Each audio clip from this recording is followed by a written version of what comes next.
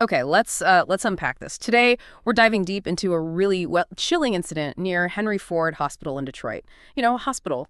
It's supposed to be like a place of healing, right? A refuge, kind of a sanctuary. But in this case, it actually became this focal point for violence. I've got some really powerful source material you've shared, and our mission today, it isn't just skimming headlines. We want to go deeper to understand not only what happened there, but crucially, what was the cause? How did this breach happen in a place we think of as safe? Yeah, what's truly unsettling, I think, is how it just shakes our most fundamental assumptions, Hmm. about safety, especially in places we inherently trust, like hospitals. Their whole purpose, their mission, it's healing, protection. So when violence happens, quite literally, right on its doorstep, Hmm. it just forces you to confront this stark contradiction. And you have to ask, how could this breakdown possibly occur? Absolutely. It's a really jarring thought. So let's try and reconstruct the scene, because the details, they really matter for understanding what happened. It was early Friday morning, still quiet mostly, and two men were just sitting in an SUV. Suddenly, they're shot. And this wasn't just, anywhere. This was West Grand Boulevard and Linwood Street. That intersection is not just near Henry Ford Hospital. It's directly adjacent, right there.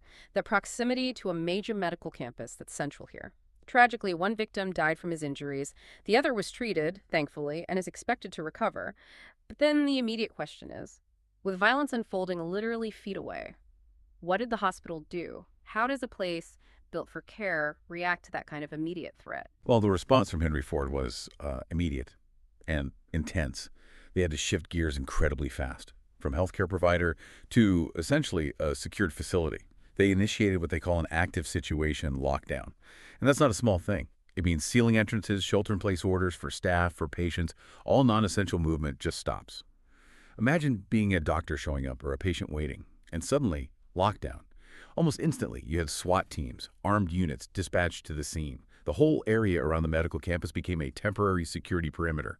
Authorities moved fast to secure it, and only then, only when they felt it was contained, was the lockdown lifted. It shows the severity, right? But also how quickly a place of healing is forced into this defensive posture. It fundamentally changes its nature for those hours. Yeah, it really speaks volumes about the perceived danger. Hospitals aren't built for that siege mentality. Mhm. And, in the aftermath of something like this, there's always that scramble for information. Our deep dive shows the initial messages were, well, they were varied.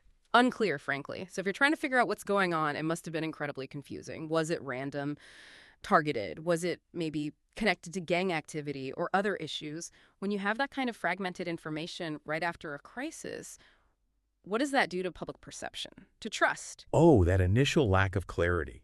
It often creates significant public unease. That's a huge issue. It can have these profound ripple effects, Yeah. on public discourse, on trust in institutions. When different reports are flying around or maybe authorities are struggling to give one clear message, people naturally get anxious. They start questioning what the real threat is. And that can undermine confidence in law enforcement's ability to manage things, to communicate accurately. It really raises the question, doesn't it? How absolutely vital is clear, concise, timely information during a crisis, especially near a sensitive place like a hospital. Now, the Detroit police, they were still investigating, trying to identify the shooter, find a motive, see if there are links to other incidents nearby.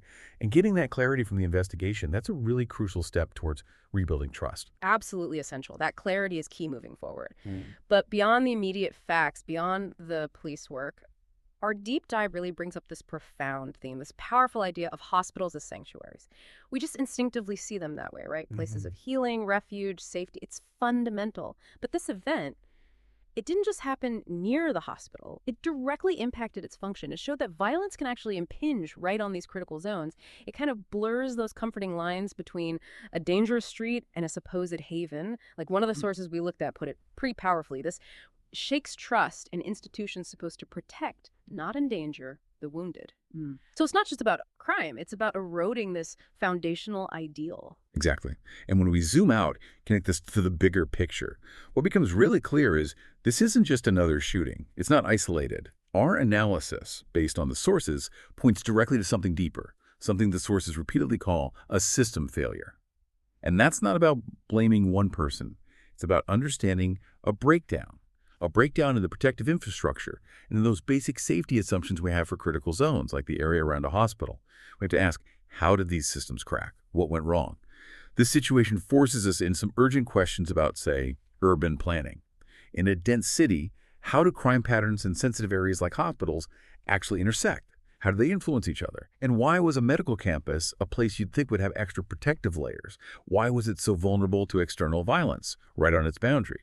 It demands a reassessment, doesn't it, Yeah. of how security perimeters are set up, how they're maintained around sensitive spots. Was the protective infrastructure just inadequate? Or did it fail in its execution? So the deeper focus here, it isn't just finding the shooter. It's this crucial inquiry into how the institutions, the systems around Henry Ford failed to prevent this, and how those fundamental safety assumptions we all kind of rely on, how they broke down. That's the core cause we're trying to get at. That's a really crucial distinction, yeah. Moving from the individual act to the systemic problem. But for someone listening, grappling with this idea of system failure, are there specific examples from the sources? Like, how did these systems crack? What specific vulnerabilities are we talking about beyond just, general urban crime? That's a great question. It gets right to the detail of the cause. Yeah. The sources suggest it wasn't just one thing. It was multifaceted. So, for example, think about urban planning and design. If a major hospital campus is designed with these open, easily accessed public spaces, and those spaces blend almost seamlessly with areas known to have higher crime rates, well, its vulnerability increases, right? It's not just about fences. It's the flow of traffic, pedestrians, where bus bays are placed, even lighting and landscaping around the edges. Was there enough surveillance integration? Not just on hospital grounds, but looking outwards into those adjacent public zones. Then you have the security perimeters issue. The hospital had its internal security, sure, but the incident happened adjacent. It blurred that line of responsibility. Was there maybe a disconnect between city security measures and the hospital's own protocols for its immediate exterior? Where does the hospital's responsibility end and the city's begin? And finally, predictive or preventative infrastructure. Were there threat assessments, intelligence sharing, things that maybe you should have flagged this area as a potential risk based on past crime data for that specific spot? A system failure implies that one or more of these layers, these safeguards, they either weren't there, weren't strong enough, or just didn't connect properly to create a real shield. Wow, that's incredibly insightful. That paints a much clearer picture of what system failure actually means here. So, looking ahead now, Henry Ford Hospital faces immense pressure. That's clear. They'll have to revisit everything, won't they? Security measures, access protocols for patients, for the public, even their community relationship. And we're probably going to see significant public outcry, Panic, uproar, strong demands for elected leaders to address these systemic risks, not just here, but maybe more broadly.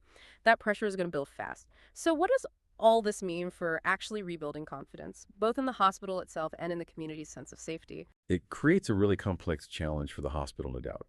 On one hand, their core identity is rooted in being open, accessible, a place of healing. That's what they do.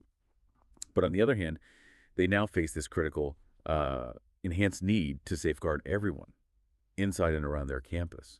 How do you balance that mission with, say, fortress-like security without alienating the very community you're there to serve? It's a very delicate tightrope.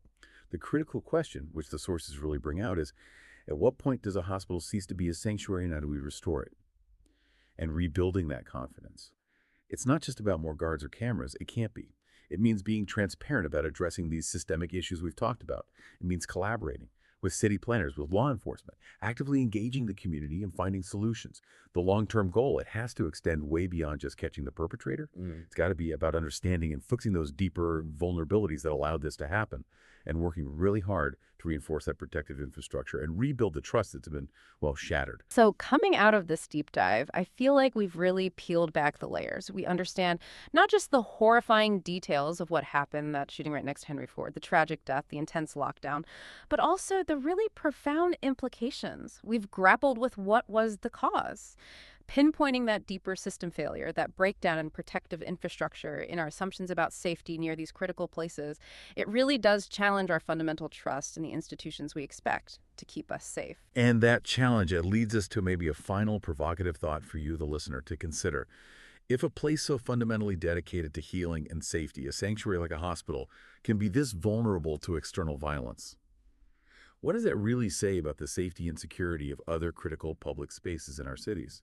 Think about schools, community centers, even parks. And maybe more importantly, what collective responsibility do we all bear? Responsibility for fortifying them, not just physically, with barriers and systems, but also in terms of rebuilding and maintaining that fragile public trust. It's a question that definitely goes far beyond Henry Ford's walls and right into the fabric of our communities.